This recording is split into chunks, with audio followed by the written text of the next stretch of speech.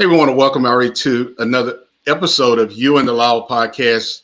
I am one of the hosts of the show, Virgil Green, and my other host, Chief Swaggy One, is not going to be able to join us tonight. But we've got we've got two other guests who's going to be joining us tonight, and as we talk about another very informative topic on You and the Law podcast, so I want to bring our two guests on the podcast. They're no strangers to You and the Law podcast, Rick and Candy, and I appreciate you guys taking the time out of your evening to come on and talk about this topic as we talk about police officers handcuffing minors. We're going to get into a conversation about an incident that happened a couple of weeks ago up in Syracuse, New York, where an 11-year-old girl was walking home from school with other classmates and got stopped by some deputies, and because they were looking for a person who had similar clothing as she did, and they handcuffed her and eventually found out that she was not the person they was looking for. But since then, the mother has stated that her daughter does not want to walk home from school. The other kids don't want to walk home from school. So there's just a lot of things to unpack there.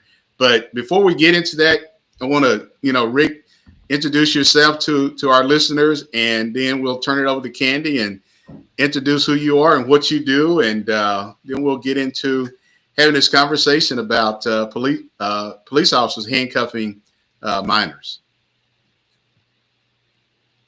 So Rick, I guess we'll let Candy go. We'll. Yeah. No, go ahead, Rick. I'll just say thank you again for having me on the show. I'm Rick Morrison. I have 30 plus years in law enforcement. I started my career in Florida and moved my way up to Roanoke, Virginia, where I retired at the rank of captain.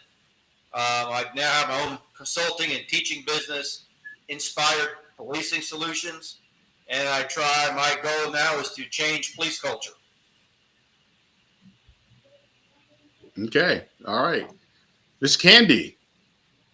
Well, I'm Helenia Valencino, and of course, everybody call me Candy. I am the owner of Aunt Mom Basic Tribe. It's a nonprofit organization I've been running for the last 20 years. It's building a strong, independent community through reaching individuals by educating. And what my foundation do is we educate the youth about several topics, and this is one of them. Um, and thank you for having me.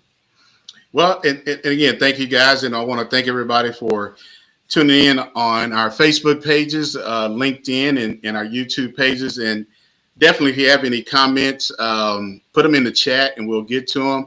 And if you haven't seen the video, I would encourage you to go to our You and the Law Facebook page and click on the link and watch the video, and just share your thoughts and opinions about what you saw.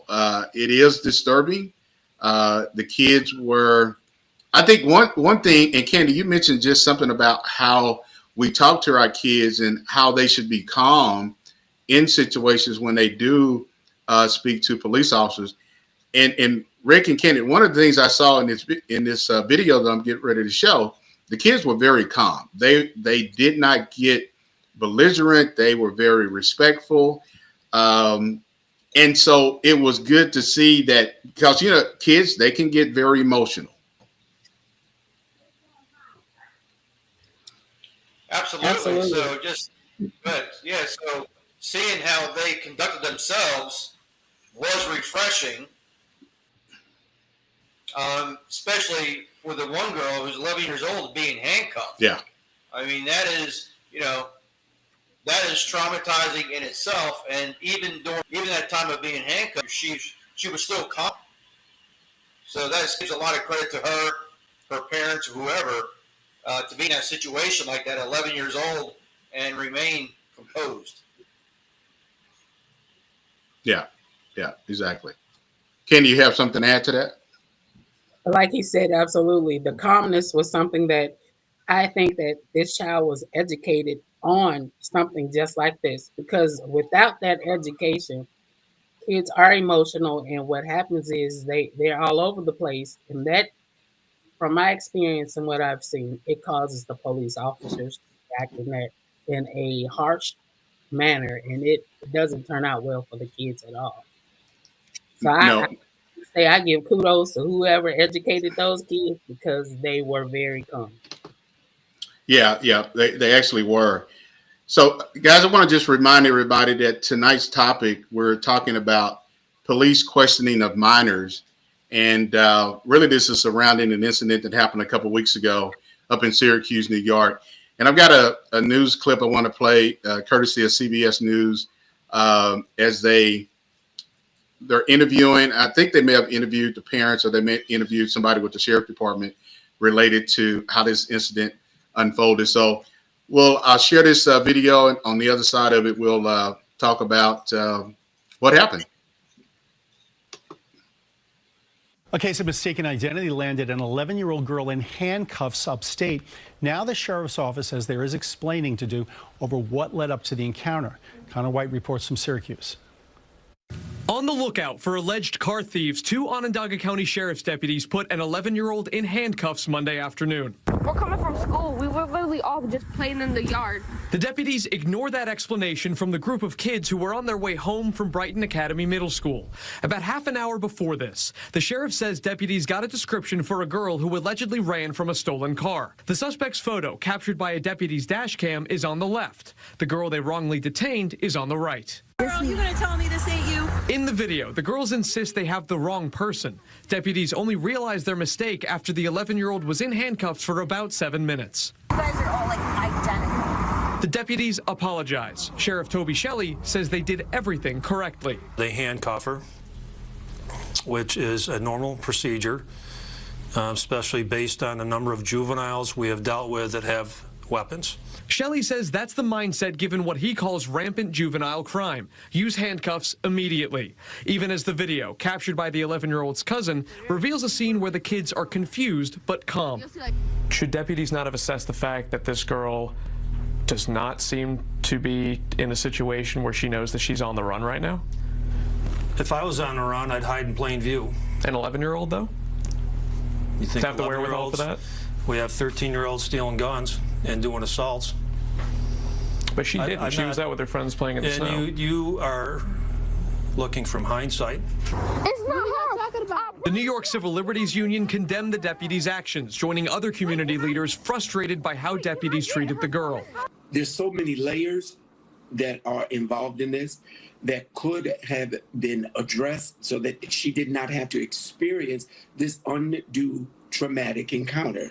This girl's mother tells us she could not comprehend what she saw when she watched the video. Even if it wasn't my child, I wouldn't be able to finish watching the video, because that's not how you handle children. Reporting in Syracuse, I'm Connor White. Now, the sheriff is now directing all deputies to contact parents or guardians whenever a child is placed in handcuffs, even if there is.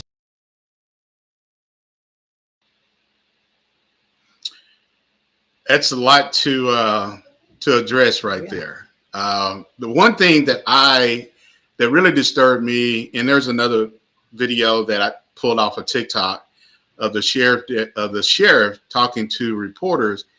He was very condescending, very kind of arrogant about his demeanor. Was almost kind of like, yeah, we've got a lot of 11-year-olds out here committing serious crimes, and I mean, you know, in hindsight this and hindsight that. Not really addressing how this impacted those kids. You can apologize all day long, but it's not going to replace the experience that the girl who got handcuffed and her friends, that experience is going to be with them for a very long time. It definitely is going to be with them for a long time. But as far as the deputy, I want to address that. It seems like he has put kids in a broad box. Yeah. It's like no matter what kid it is, you know, they're going to be a bad kid. And that right there creates a lot of trauma for kids in situations like that. And that little girl is gonna have some trauma because for no reason she was Yeah. handcuffed.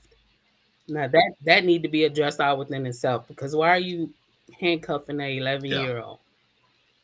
Rick? Well, yeah, another thing is also based on, the sheriff says, well, it's our policy that, we handcuff juveniles, but you've got to, again, put that into context and look at the situation. And what we're taught in law enforcement is the totality of the situation, the time of day, the behavior of that person, how many assets or officers are in that area. It's daylight. She's not aggressive. There's 2 officers right there. She's 11-year-old, and she weighs probably 80 pounds. Mm-hmm. So all those together, there was really no reason to handcuff that person, that juvenile. Yeah. There was no officer safety issue. There was no immediate threat. But so to Candy's point, it's like this blanket policy. Well, if you're going to be stopped by the police, you're just going to get handcuffed because you may do something. Yeah. Well, we can't work. We don't have crystal balls, and we just can't go around saying, well, you may be guilty, so I'm going to pull you over. Correct. That doesn't work that way. Yeah. Correct. Well, and one of the sheriff deputies showed this 11-year-old a picture of the person that they were looking for. And she said, so you're telling me this isn't you? So that female deputy just automatically assumed that the picture that she had was the same person that she was talking to. So clearly the image that they had received, they could have looked at that because even when I looked at it, it shows that the person that had stole the car, it looked like she had some type of braids. It looked like her hair was longer. And this little girl hair was not matching that description of the person that they had taken from a body cam video footage of. I don't know if I think you noticed that. I noticed that, and I also noticed that the jacket that the person that stole the car on was not a bubble jacket that the little girl was wearing. I'm not a police officer, but I saw that description very clearly. In that short spectrum of time, they had a picture that they could study. We just saw that in split seconds and saw those differences. Yeah. And the fact that the girl in the body cam footage that stole the vehicle, I think she was a little bit more heavier. Her weight was her body composition was much of a larger of a person, which you would think that she definitely is older than 11 years. Yeah, she's not an 11-year-old. So that person that stole the car is much older than 11, but he was stating that, well, we do have 11-year-old kids who do steal cars. Well, you do, but how do you separate that from what you're dealing with right there, Rick? I mean, their job was to identify somebody that they were looking for, but at the same time, you got a group of kids walking home. And Rick, you know this: if you have stolen a car, you're not going to stand around and wait for the police to talk to you. You're gonna probably take off running because you already know, hey, I don't want to go to juvenile detention. But none of those kids did that. They actually were playing in the snow, walking home, and then this happened. Yeah, I think the old sheriff was trying to be a little sly when he said, well, I would hide in plain sight. That makes sense. But, dealing with juveniles for as long as I have, they ain't going to stick around, and they're not going to try to play it cool. They're going to go and beat feet. So that argument the sheriff made doesn't hold water. I mean, I know he's trying to play the politics side of it, but that just doesn't hold water. So, I'll go back to, cops' perspective. From a cop's perspective, within 15 minutes of, a car was stolen and a chase on foot, and within, I think, 3 or 4 blocks, you have a person that does have at least the clothing descriptions close, right? Mm-hmm. I think on face value, I go back to this. I think I think the initial stop was warranted just to dispel or confirm this was the person or not. I think on the constitutional basis, I think that was warranted by the officers. Hey, the proximity, the clothing description is pretty close. Let's stop out and let's talk and further ask. My problem is when they put the handcuffs, there was no reason for handcuffs. And the stop was, on the human side, it was 7 minutes, and that was very traumatic for the poor girl. In police world, 7 minutes of getting information, getting the facts, getting a picture, and then releasing that person, I think is reasonable. Mm-hmm. But I think that could have been wholly de-escalated because, again, being stopped by police is traumatic enough. And then when you put handcuffs on somebody, especially an 11-year-old, that's pretty serious. And this is why I think cops lose the perspective sometimes of who you're dealing with. You're dealing with people or juveniles. And sometimes that empathy goes a long way. Yeah. Well, Rick and Ken, and I think the one thing that you see in this video is the fact that, the kids were confused. They didn't know what was going on. They didn't know why these deputies, stopped them. They were just having fun walking home from school. And I think this kind of goes back to something that young Black kids find themselves in a position where they can't always, they try to talk to police officers, but police officers already have it made up in their mind that you are guilty of something. And we're going to, you're lying. You're not telling us the truth. And I think, Rick and Kenny, this goes back to this trust that everybody is wanting to trust the police. But when you have a situation like this happen, that trust goes away. And you've got a parent who is trying to explain, they were trying to do this, but then this happened. And I don't think kids really are able to understand that. But how do we talk to our kids? And this is a question for both of you all. How do we talk to our kids about what their rights are? Because, you've got some 11, 12-year-old kids who they can be a handful, but they still have rights.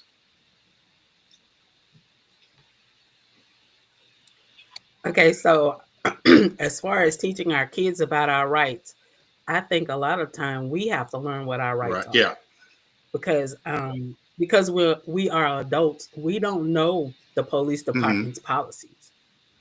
So that's one thing that we have to do as far as parents. But how many parents that have the time to say, let me go to my local police department and see what the policies are?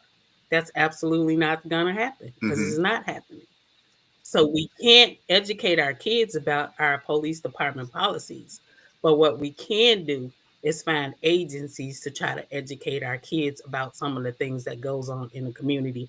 And as far as police officers in our community, I think community policing is very much so needed because, as he said, if we have the trust of our police officer, a lot of that stuff will be like, I know this kid. And that's just something that this kid just wouldn't do. Yeah. Candy, you opened up a big can of worms when you mentioned the word community policing. You better put your seatbelt on. Why? I mean, what worms is there? Why? Candy, my dear friend. Virgil knew we were going to go with this conversation real quick. Yeah, go right ahead, Rick. Because community policing, you made a beautiful point. What community policing is, it's a multifaceted approach, right? You still have to arrest people. You still have to write tickets. But you also work with community. You empower. You educate community. You partner with community. You get out of your police car and you talk and you engage. But when you ask the average street cop what community policing is, this is what they say. It is nothing more than soft on crime. It's hug a thug. They want me to put my handcuffs and gun away and wave the drug dealers. And the hell with that. Yeah. And that's because Okay, of poor leadership is not properly taught. Exactly. That would have, to me, that sounds like a police department head problem, not a community problem.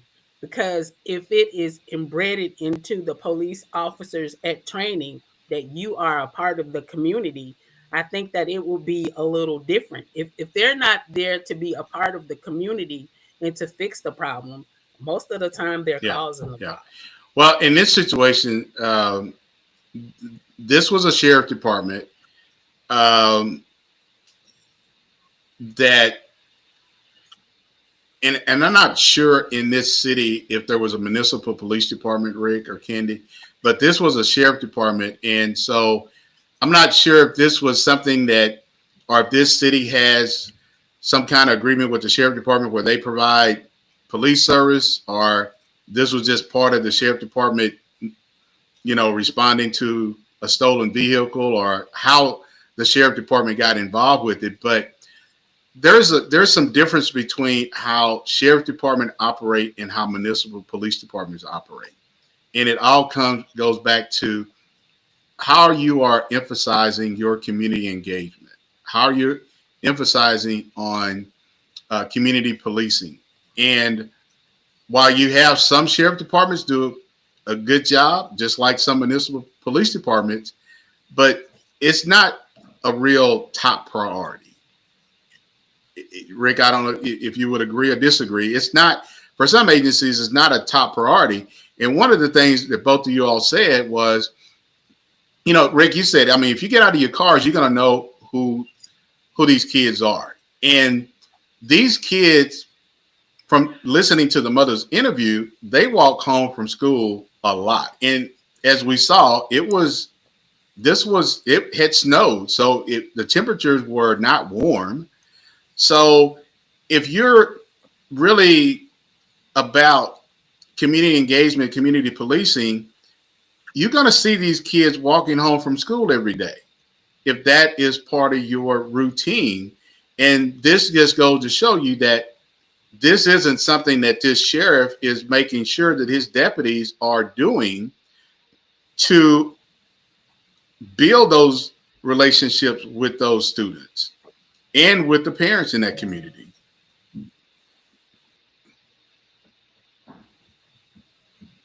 I'm gonna let you go, Rick, because I open worm. Yeah, go ahead, Rick. You did, Virgil. Well, we go back to the cop culture.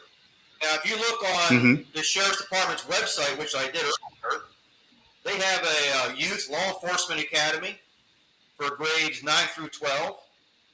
They have a bunch of pictures of cookouts and deputies engaging with youth. You look at their recruitment video. There's no video. There's no scenes in the recruitment video of a citizen engagement, though. It's all K-9 and helicopters and police cars. There's no citizen engagement whatsoever. But my point is, on the website, they do a lot of stuff apparently with the community and with youth. But to my point, if that's not your culture, if that's not what actually is taught in the field, and you have supervisors and leaders ensuring the officers are engaging, then all you have is just lip service. It looks good on the website, but it actually doesn't get lived out day to day in the field. Yeah. Well, Rick, and as you know, I think a lot of agencies, you can walk the walk, but are you doing the talking? You're saying, hey, you're doing all these things look good on your website, but what are you really doing inside of the community? Because you can say, yeah, we went to this cookout and we did this and we've got this youth academy, but are those things that you're doing, are they targeting the community that you really need to build that trust with? Because you already know white kids are going to trust you some. I mean, unless they're just some bad kids, but how are you really connecting with that community that really does not trust the services that you are providing? And Rick, Candy, Rick has said this a lot. This is all about customer service, something that we have not figured out the right way to do. We are bad customer service in this profession. And every cop will tell you when they go somewhere to eat, if they don't get good service, guess what? They're not going to go back. So look at it as if how are you treating the people that you are dealing with, and what kind of service are you giving them versus I'm the police. I'm telling you to shut up. I'm telling you to turn around, put your hands behind your back. Don't give me no mouth because if you do, I'm taking you to jail. That's not good customer service. And exactly, and a point that my fiance in the room made is a lot of cops are thugs. They come from and a lot of them they walk into the situation already angry about something that is not even the situation itself. And they come in with conflict. So conflict plus conflict equal conflict. But I wanted to talk about that customer service that Rick was talking about. The customer service works like this. If I'm the customer, I'm right? No. Because when police officers, like they did that 11-year-old girl, when they pulled her over, she was automatically guilty. They put that baby in handcuffs. So as the customer, she was wrong off the bat. Let us figure. You're guilty until I figure it out, and then I'm gonna let you go. But when things like that happen, what about the policies to bring these kids in and say, we made a mistake. This is not how police officers are. It's not a bad thing. We detained you for this reason. This is why we did this to stop the trauma, because the trauma is what's going to cause a lot of problems later. Yeah. Well, hey guys, we got a comment from Brent, who is on LinkedIn. Again, Dr. Thorpe, appreciate you joining us as you always do on these Thursday afternoons. And he states it's called windshield policing. It shows your front line is reactive and not proactive. You have to get out of your vehicle and meet the people you serve, especially those who are not like you. It's interesting, Dr. Thorpe, used that word, windshield policing, because a lot of cops are just looking out of their front windshield. They're not paying any attention to rolling that window down to wave at these kids, to talk to these kids. And there's going to be some kids are going to be apprehensive, because if you just do something one-off, these kids are smart. They're going to know. They're going to know how sincere you are. And so, So guys, I want to just remind everybody who is tuned in on LinkedIn and our YouTube and Facebook page. Tonight's topic, we're talking about, police officers handcuffing minors, and what rights how do these kids know what their rights are? They're confused. They may want to ask questions, and you've got police officers who are very, forceful, and these kids get, they're just scared. And so and I think the one thing that concerns me is that when things like this happen, people say, well, we've learned from that mistake. This isn't the only time that this has happened, Rick and Candy. There is so many hundreds of other incidents where police officers have stopped kids walking down the street and handcuffed them, and then let them go and say, oh, we're sorry. We haven't learned how to communicate better. Well, why would we have to learn? Because we're the cops. Why would we need to learn to communicate when we're always right? Yeah, right? yeah. If Right, we're always right. right, then we need to communicate. Yeah, And exactly. that's one of the fallacies of law enforcement is we're not always right. Yeah, yeah, exactly. Well, hey, I've got another. There's a video that was on TikTok that shows this deputy talking to several reporters, and some of that was shown in this other video. But I want to show this because it kind of goes. The sheriff himself is really dismissing the fact that these were 11-year-old kids, and he's making excuses for why the deputies did what they did. So I want to play this here, and on the other side of it, we'll talk about, and then also now that sheriff department says, oh, we're going to change our policy to now when you do handcuff a child, you need to contact the parent. Well, I think you should be contacting the parents before you do anything, because you're creating some unnecessary trauma there for these kids that they get to walk away, but these kids are still dealing with that impact of what just happened to them. So again, and my question goes back to, how do we know their so policy? this is what How do we yeah, learn and so their this is one policy? thing, and I think, and Rick, in your consulting work and being in law enforcement for so long, some agencies they're putting their policies up on their website. Again, it kind of goes back to sheriff department. They operate a little bit different than municipal police. Some, it is mandated that you put your policy on a website where it's available to the citizens for the citizens to go and look at those policies.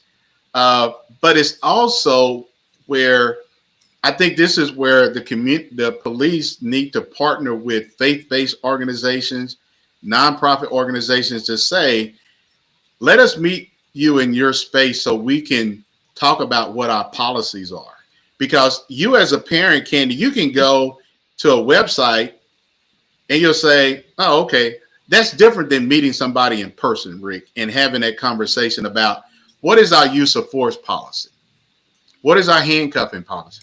Do you know how hard it is to get a police officer to come in to just engage with the community? I'm going to tell you, it's very hard. When we do, like, we got another event coming up where it's called 10 Conversation, where we bring girls ages 8 to 18 in and we talk about different topics. When I tell you, I call every police department almost in the area. And you don't get any? It is worse than no. You literally have to just like beg to have them come in to just engage with these kids. Wow. That is a concern. And I bet you if you look on each one of their websites that you try to call and say, come and visit, I guarantee you on every one of their police websites, they've got the word community policing and community engagement. I guarantee it. Yeah. But until it becomes your culture, and before leadership holds everyone accountable, including themselves, it's just lip service. Yeah. It's just lip service. Yeah. Exactly. Yeah, exactly. Yeah. Well, hey, I want to play this video, and like I said, some of it was in a little bit of it in the other news clip, but I want to show this here because I think it just really, for me, it opened. I had a lot more questions, and here's the sheriff, and even the reporters were kind of like, make that make sense. So I'm gonna play this here, and then we'll talk about it on the other side. We have a female with the same description. Stop her, we detain her like we do all juveniles in the stolen cars. We don't know what we're dealing with. Have you tracked down the actual suspects? We haven't found her yet. She is older, though. You've said that. That much of was new information. You're pointing at the wrong one. Sorry, yeah, she's yes. 15. Yep. Apparently you don't know one from the other because they I'm look a not lot looking at- alike, I'm don't they? I'm not looking at the picture. Don't go down that path. Be careful. She's still on the run. I don't think she's running anywhere. Well, She's hiding in plain view. She probably got rid of her pink jacket. But even if she didn't, what's the worst case scenario? We're going to give her parents' ticket, ask her to show up in family court. No consequences. Well, if that's the worst case scenario, then why detain that other girl yesterday when she was identified on the sidewalk? How old is she? That wasn't the question. It was if you believe that there aren't legitimate consequences, You then don't why know how go old to the these extent people of are. detaining her? We are looking at this thing from hindsight. You can tell that she's an adult. You can tell she's a juvenile. This is what we see of her. We're looking for a felon. And handcuffs are necessary to start that conversation. You wouldn't handcuff a felon? I'm not a police officer. That's why I'm asking you. If you were, we handcuff felons. We handcuff criminals. And none of that is particular to this little girl who was doing nothing wrong and yet was treated in this way. How is she supposed to feel? How should the public respond to what you're calling good police work if they are having their freedom restrained for, as far as they know as an individual, they've done nothing wrong? Cooperate with us and help us figure this out. We don't want to arrest the wrong person, but we don't want to stop keeping people safe. This is this balancing act. You know, you come here with the advantage of hindsight. You've never walked in a police officer's shoes. I have. If you work with us, we'll work with you. We do not want to arrest the wrong people. Should all members of the public just understand that at any moment their freedom could be restricted because they match a description for a suspect for something? It could happen. Well, what do you need to see change in order for your deputies to be able to be on the street and not presume that children are all walking around armed? They don't presume that now, so that I don't know about that question. Okay. What he means to say is that his police officers don't presume that now for all children, but just certain unnamed children. You can.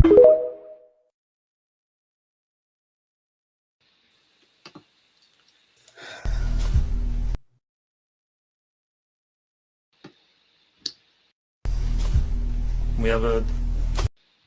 That was a lot.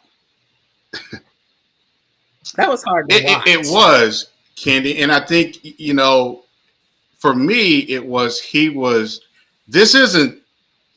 You there? This is not the sheriff that you would want to come into your community. Go ahead, Rick.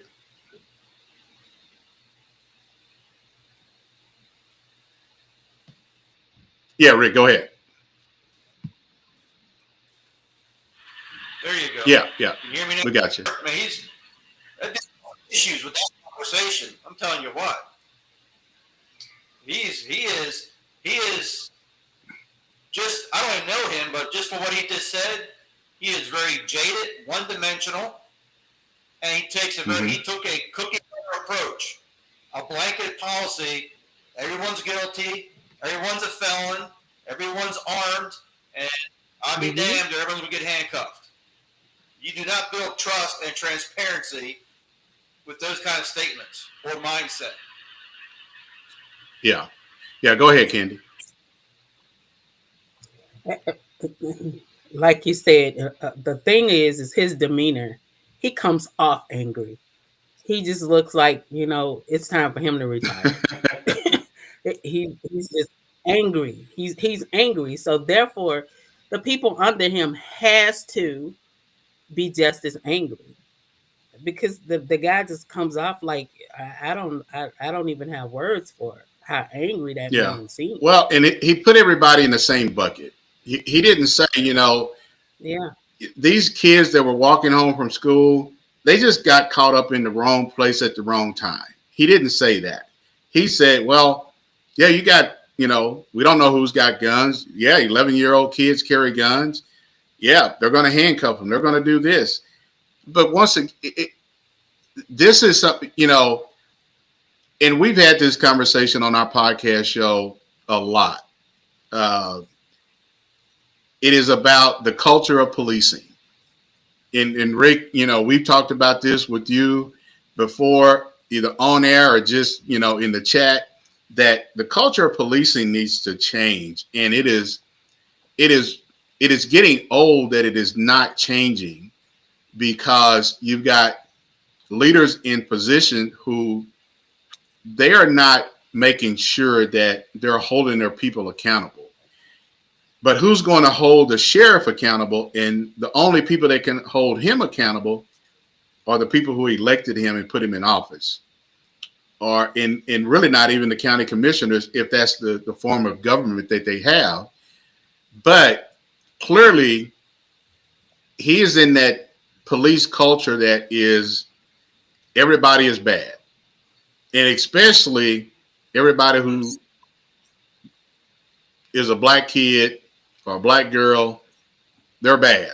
They're out here stealing cars. They're out here committing crimes. But you've got kids, and you know, this is something I wonder how many times a sheriff deputy has been in that school.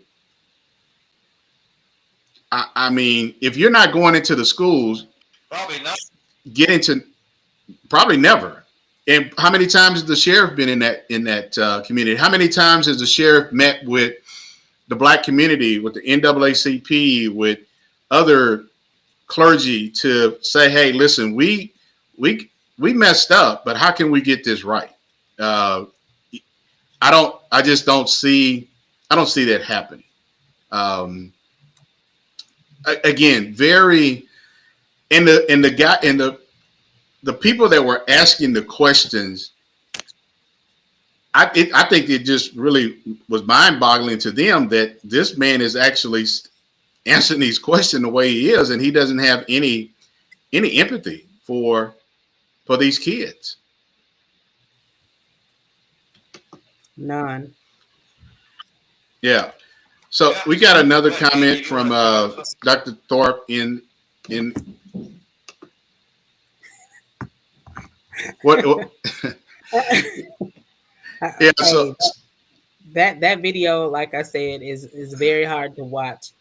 As someone that has been a leader in the community as well as in my 9 to 5, I feel like the way I portray myself is the way my staff is going to portray themselves. Yeah. And if I come into our meeting every day and I'm just angry, they're going to walk out of the door and be angry. They're going to get on the phone and talk to our recipients angrily.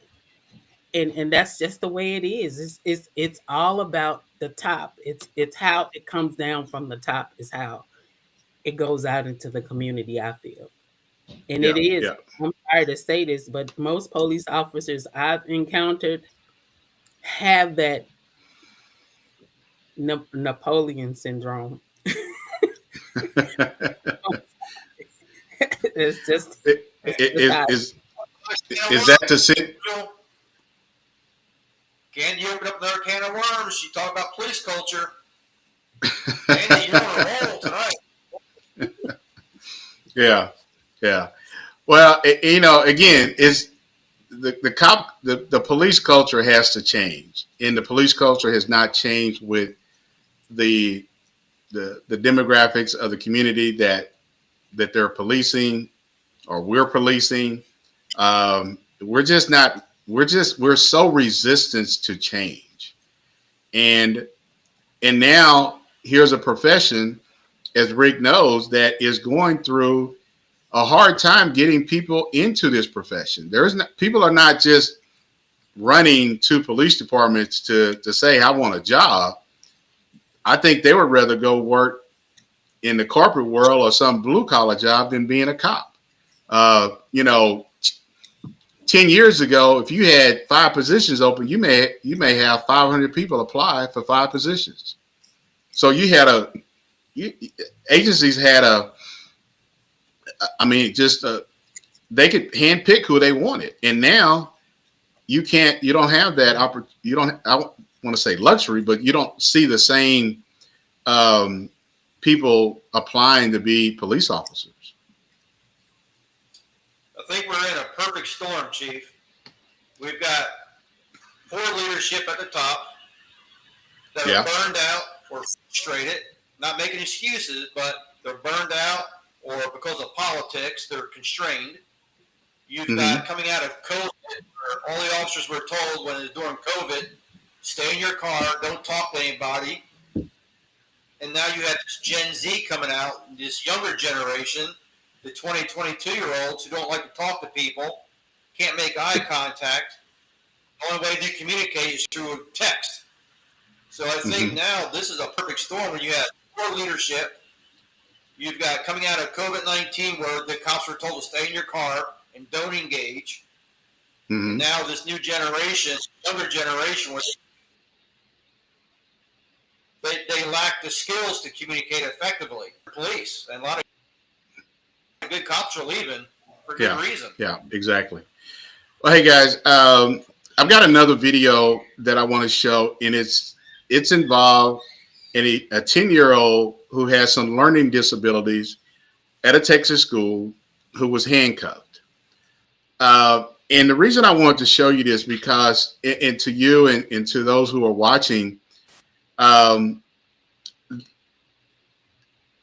police officers are handcuffing kids inside of schools at an alarming rate. It's real concerning that some of these kids, they're acting out, but some of these kids are dealing with some learning disabilities. They are not comprehending with some things. They're attacking teachers. And then you bring in the police, and now the police are going to say, first thing, we're going to handcuff you. And, you know, once again, this little girl is going to talk about how scared she was, but there has to be another way to handle these situations. And even with the teachers inside of the schools. And Candy, I mean, you know, you deal with a lot of different organizations, and it's concerning how kids are being treated inside of schools, and the parents are finding out about it after the fact. And they don't really have the opportunity to try to come and calm the situation down. So I want to share this video, and we'll talk about it on the other side after we talk about, you know, how this 10-year-old was handled. I was scared, I was angry, and I was sad. That is a little fifth grader with special needs speaking out tonight after a police body cam shows the way she was disciplined at school. We need to warn you, overall, the story and some of the video may be disturbing to watch. It's not easy. The little girl's dad, though, contacted the I-Team's Ginger Allen, and Ginger is here now to take the story from there. Ginger?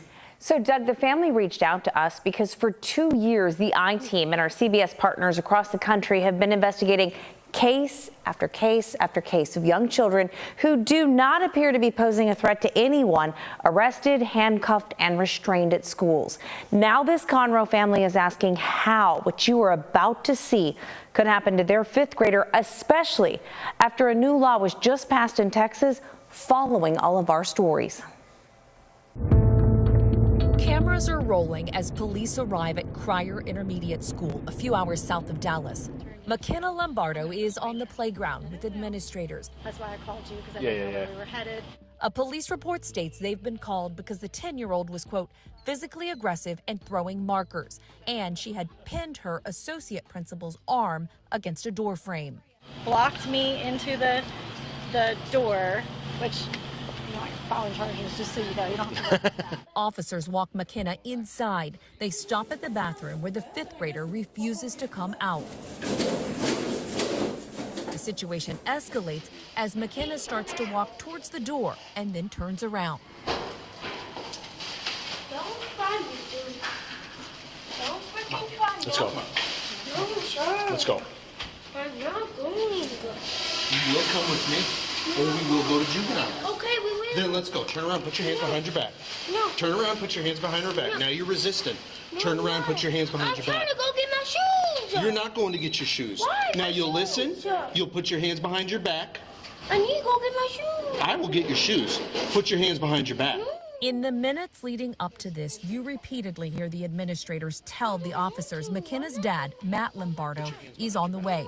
Lombardo says the school knew his daughter had autism. Medical documents provided by him show she is diagnosed with several disorders. Where's my daddy? Eventually, you see Lombardo outside, a former police officer himself, begging them to release McKenna from the squad car. If they would like her to be released to me, please. Are you charging her right this second? If you're not charging right now, are you charging her? She is detained, sir. Okay, you need to release her. No, sir. Next, you hear the Conroe ISD officer call the DA's office and discuss filing an assault on a public servant charge. She assaulted a teacher, slammed her into a wall. Lombardo eventually sees his daughter driven away in custody. He says he assumes she's assaulted an administrator until 1 week later when he watches all of the video. My anger turned to rage. The No Kids in Cuff law, which passed following our investigation, states a peace officer may not restrain a student enrolled in 5th grade or below unless the student poses a serious risk of harm to the student or another person. Lombardo says the body cameras prove McKenna was not posing an immediate threat to herself or anyone at the time she was handcuffed. But this is what's even more upsetting to him. She assaulted you. She did assault me. No, she pinned me up against the door. So she blocked the door and my arm happened to be there. It's conversations you hear about the incident back in the classroom before officers ever arrived. That's up to you, though, with the arm. If you want to do something like that, that's totally your call. I mean, if it'll help. Lombardo believes the officers repeatedly coerced the teachers as they discussed whether charges should be filed against McKenna. Did you think about that? I feel silly doing that. I've seen way less. Oh. I've seen way less. What would the consequences be? Was it yes? Well, she's in handcuffs already, so she's going to troop now. So she just gets charged with assault. Assault on a public servant. Sorry, that was in the way. Oh, yeah. It don't matter. They were doing whatever they could in order to solicit a felony charge against a 10-year-old. It's sick. I mean, a special needs 10-year-old. 3 days after the arrest, a second staff member files another assault report stating during the bathroom incident, McKenna, quote, slammed her hands and body into the dispenser, injuring the woman's hand. She states, I yelped because it hurt. I didn't hear her yelp. I didn't hear any injuries that would have been sustained that would be consistent with what was depicted in the police report, to include all the photographs. We took the pictures, reports, and video to the advocacy group which brought the No Kids in Cuff bill to Austin last year, and to the senator who wrote it. The school should have determined whether there was other alternatives other than putting a 5th grader, a 10-year-old in handcuffs. In this situation, she wasn't posing a danger to herself or anyone else at that point in time. And it appears as though, based on looking at the video, the justification was made up after the fact.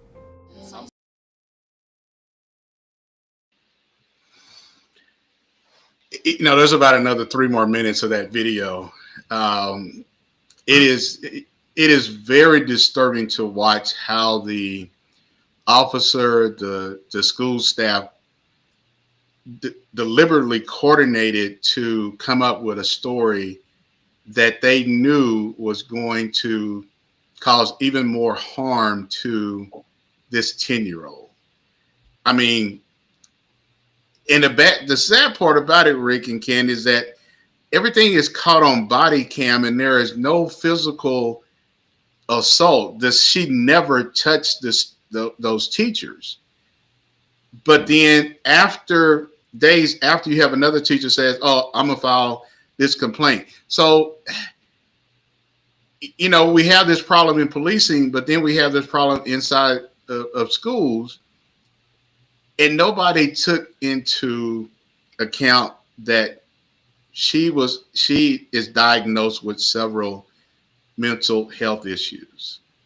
But she wasn't ranting and raving and running down the halls, creating a scene. I mean, she was really kind of calm. And that right there, that video like really just made me angry. One, we send our children to school, and when they are in school, they are in the custody of these teachers. Mm-hmm. For a teacher to come up with a lie to get a baby put in handcuffs and locked up, and the police officer to coerce them to come up with a story, that just makes me so mad. That makes me angry, simply because who can we trust with our children? Yeah. Absolutely nobody. It's scary. That is scary. Yeah. Rick? Well, here's the strategy of why they did that. Is no one wants to deal with that child as far as resources and the needed help that she needed. It's easier just to put handcuffs and put her to juvenile. That's the sad part, is they don't want to deal with her. It's just easy just to call the police, put handcuffs on her, make up some charges, and let the juvenile detention center now handle her. Instead of, to your point, Candy, that while she's in school, we know she has some disabilities. We've got to put some people or some resources in place to deal with it more effectively. And so that's one issue I see, is it's easier just to call the police, lock them up, and let the juvenile detention center handle them, and not us take responsibility. So shame on the school. Another quick thing is, go ahead, Candy. Go ahead. I'm sorry, but starting off that video, they said they knew this baby had mental illnesses. It was in a report. The school knew this. And when the school knows this, they have resources and special teachers for these kids. So it's not just the police officers, it's our education system as well. It's just and I think this is go ahead, Rick. No, go ahead. I'm saying, back to, it's just easier, even that's even more shameful, that they knew what the situation was, and they have these special ed teachers or whatever, and it's still easier just to go and call the police and get them to jail and let them take care of it. And it frees us up now to deal with other students who would, better receive our services. And that's shameful. The other part is, as I was over our school resource program at Roanoke City, I had 13 SRO officers under my command. And I had to meet with the superintendent of that school when I first took over, because until I took over, the administrative staff was using our police officers as enforcers. If you didn't listen to the teacher or had a little pushback verbally, instead of addressing it, we just call the police. And we come, and now we're the enforcers. And I stopped that. Yeah, and that's not what SROs are for. And we've had that conversation a lot, that schools feel like that SROs are there for the enforcement, and really SROs are there to make sure that students are safe, the staff is safe, and if that is something that the school needs to deal with internally, not involve the police. And that is why you've seen several school districts or several cities pull SROs out of the school systems just because of what has happened. But SROs are definitely needed in schools, because that builds that relationship with those kids. And it also builds a relationship with the parents, with the teachers, with the administrators. So again, that video was very disturbing. Yeah. Well, hey, we are at that time where, we've come to the end. I tell you what, man, an hour goes by quick when we're having a good conversation. Yeah, it is. It does. Yeah, and normally, my host would be on here, T Swaggy One, and we would be going back and forth at it, and just having a good conversation. But tonight, I think this is something that I think we need to talk about more and educate and have these conversations about what's going on in our communities related to how police are encountering, these young kids, because it's not right and it's not fair. And these type of incidents have a long-term impact on those kids. And these police officers, that's not something that they're really thinking about. It is not something that sheriff was actually thinking about at all. So Candy, I know you've got your nonprofit organization. I mean, you want to share with our listeners how they can help you, or some things you got coming up that you want to, that's in the Little Rock area?